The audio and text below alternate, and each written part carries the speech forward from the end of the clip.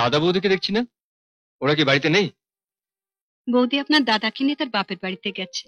ও, মুশকিল হলো। চলুন, বসবেন, চলুন। হ্যাঁ, তা ঠিক আছে, কিন্তু কিন্তু আমার যে ভীষণ খিদে পেয়েছে। বেশ তো, চলুন, আপনাকে খেতে দিচ্ছি। না, থাক। কেন? এই যে বললেন খিদে পেয়েছে। হ্যাঁ, তা তো পেয়েছে, কিন্তু আমার একটা বদ অভ্যেস আছে। যে আমাকে পরপর ভাবে তার হাতে আমি খাই না। আমি চলি। না না, পর ভাববো কেন? শুনুন। পরই তো ভাবছো, তখন থেকে আপনি আপনি করছো। বললাম না, তুমি আমার দিদি। এসো।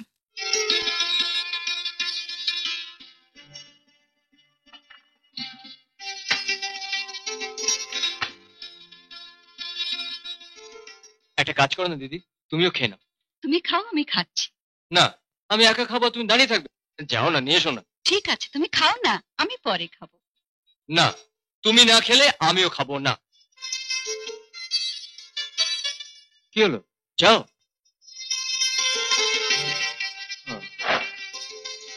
শোনো, শোনো, যেও না।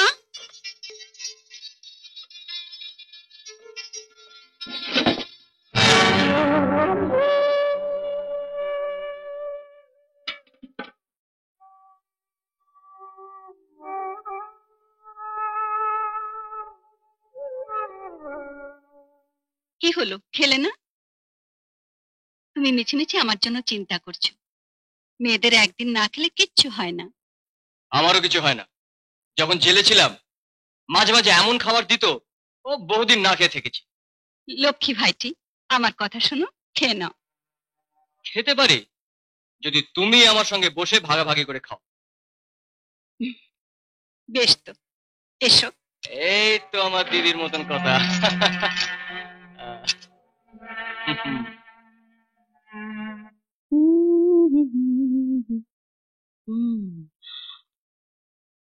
হ্যাঁ। এই শোনো, তুমি একটু মার সঙ্গে বসে গল্প করো, আমি সুশোভনকে নিয়ে নিউ মার্কেটে ঘুরে আসি। হুম, এসো সুশোভন। হ্যাঁ, আসছি।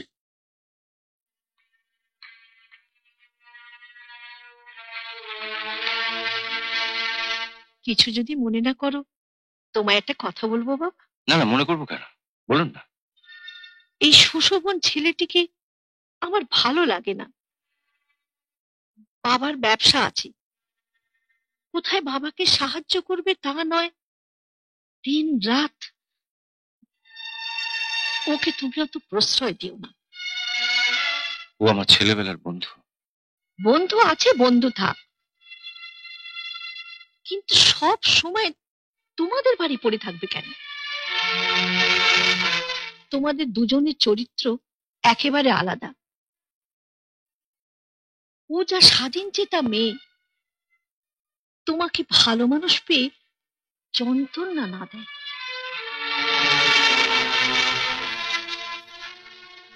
সবই আমার কপাল ভাই।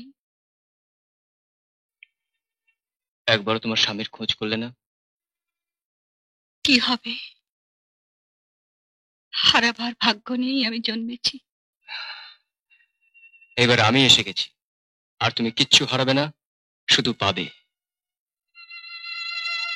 হ্যাঁ দিদি, আমার মন বলছে একদিন না একদিন তুমি তোমার স্বামীকে ফিরে পাবে।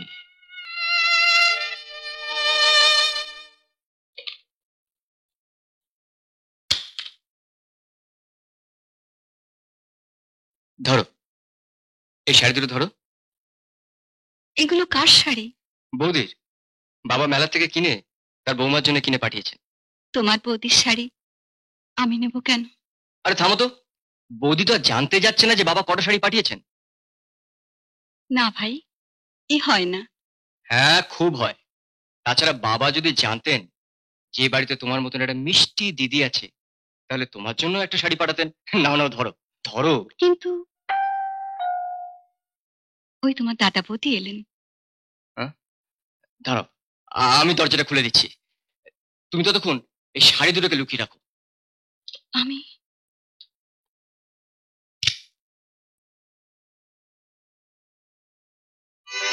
তুই কখন এলি?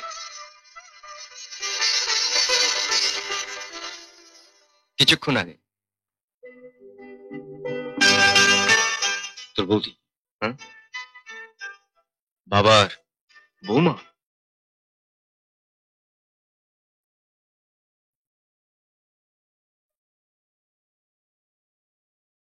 জেল থেকে কবে ছাড়া পেলে? কাল। এবার থেকে একটু ভদ্রভাবে থেকো, বুঝলে? বাবা দাদার মুখে আর চুনকালি মাখিও না। দাদা তো অলরেডি চুনকালি মেখে বসেই আছে। আমি আর নতুন করে কি মাখাবো? এ কথার মানে? স্বামী তো প্রফেসর, মানেটা এক ফাঁকে ওর কাছ থেকে জিজ্ঞেস করে নিও। অরিজিৎ,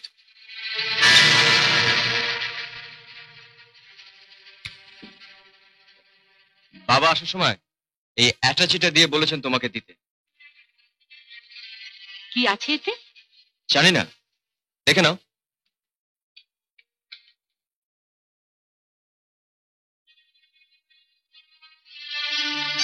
এই শাড়ি? আচ্ছা, তোমার বাবা কি আমাকে ভিখিরির মেয়েটি মনে করেন? কোন লজ্জায় উনি আমাকে এই শাড়ি পাঠান? আমাদের বাড়ির কাজের লোকেরাও এর থেকে দামি শাড়ি পরে।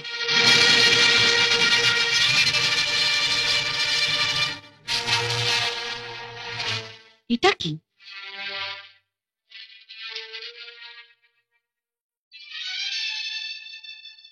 পরম কল্যাণী আসু বৌমা, চারখানি শাড়ি পাঠালাম। আমি নিজের হাতে তোমার জন্য মেলা হইতে কিনে আনিয়াছি। আশা করি পছন্দ হইবে। ইতি তোমার বাবা। লায়ার, মিথ্যেবাদী! দুখানা শাড়ি পাঠিয়ে লিখেছে চারখানা শাড়ি পাঠালাম।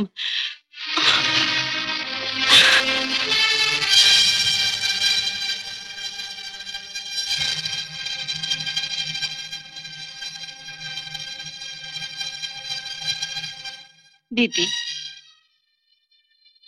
ওনার বাবা ঠিকই লিখেছেন। উনি আপনার জন্য 4টে শাড়ি পাঠিয়েছেন। অরিজিৎ যখন খাচ্ছিল, আমি তখন অ্যাটাচি খুলে শাড়িগুলো দেখছিলাম। এমন সময় আপনারা চলে এলেন। ও তাড়াহুড়োতে শাড়িগুলো ফেলে রেখে এসেছিল। ও ফেলে এসেছিল না তুমি সরিয়ে রেখেছিলে? অ্যাটাচিতে যে একটা চিঠি আছে সেটা বোধহয় দেখতে পাওনি।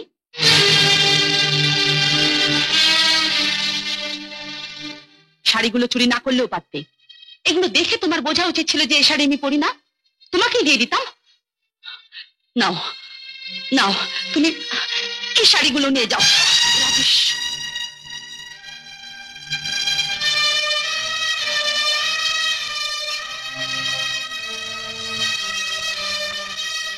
বৌদি, আমার সামনে বাবাকে এইভাবে অপমানটা না করলে কি হতো না? আমি তো কালকেই চলে যেতাম। চলে যাওয়ার পর না হয়ে কাপড়গুলোকে পুড়িয়ে ফেলতে। বাবা তো আর দেখতে আসতো না। আমি রেখে রেখে কথা বলতে পারি না। আমিও পারি না। হাহ। শোন দাদা, রোজ সকালে উঠে পিতা স্বর্গ পিতা ধর্ম বলে চিৎকার করে গলা ফাটালে বাবাকে ভক্তি শ্রদ্ধা করা হয় না। তাকে কে অপমান করলে প্রতিবাদ করতে হয়, তার বিরুদ্ধে রুখে দাঁড়াতে হয়, সে যেই হোক।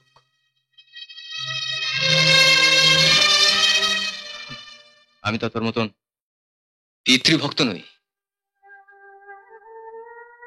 তবে আমার স্ত্রী যদি আমার সামনে বাবাকে এইভাবে অপমান করত, তাহলে তাকে ছুরি মারার অপরাধে হয়তো আমাকে দ্বিতীয়বার জেলে যেতে হতো।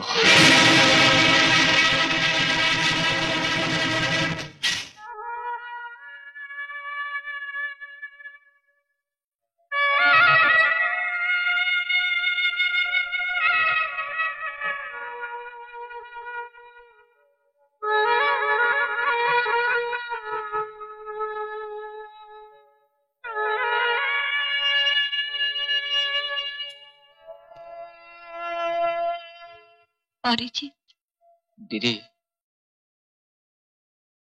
যখন আমি বুঝতে শিখিনি তখন মাকে হারিয়েছি।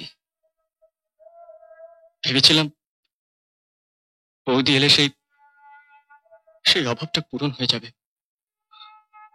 মার কাছ থেকে যা পাইনি, বৌদির কাছ থেকে সেই স্নেহ ভালোবাসা আমি আদায় করে নেব। এখন মনে হচ্ছে এর থেকে যদি জেলেই থাকতাম ভালো হতো। তুমি জেলে গেলে কেন? গেলাম কেন?